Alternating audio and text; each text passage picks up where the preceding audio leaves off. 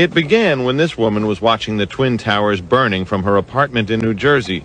She noticed 3 men on top of a van, posing for pictures with the towers burning in the background. And I could see that they were like happy. You know, they didn't look shocked to me. You know, they didn't look shocked.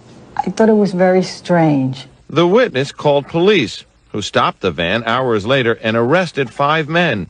All 5, it turns out, were Israeli. They were turned over to the FBI. Sources tell ABC News during a check of national security databases, some of the men were listed as having had connections with Israeli intelligence. Detention of 60 Israelis since September 11th.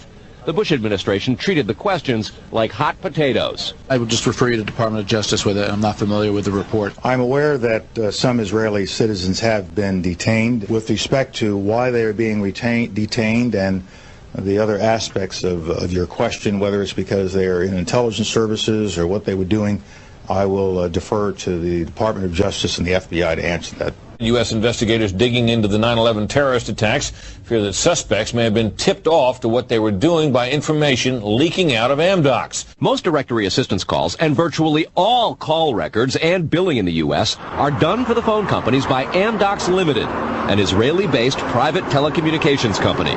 Amdocs has contracts with the 25 biggest phone companies in America and more worldwide. The White House and other secure government phone lines are protected, but it is virtually impossible to make a call on normal phones without generating an Amdocs record of it. We learned that the concern about phone security extends to another company founded in Israel that provides the technology that the U.S. government uses for electronic eavesdropping. Here is Carl Cameron's third report. The company is Comverse Infosys, a subsidiary of an Israeli-run private telecommunications firm with offices throughout the U.S.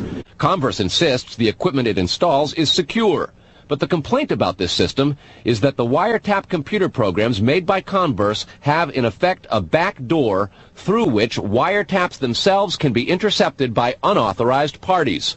Adding to the suspicions is the fact that in Israel, Comverse works closely with the Israeli government and under special programs gets reimbursed for up to 50% of its research and development costs by the Israeli Ministry of Industry and Trade. What troubles investigators most, particularly in New York in the counterterrorism investigation of the World Trade Center attack, is that on a number of cases, suspects that they had sought to wiretap and surveil immediately changed their telecommunications processes. They started acting much differently as soon as those supposedly secret wiretaps went into place.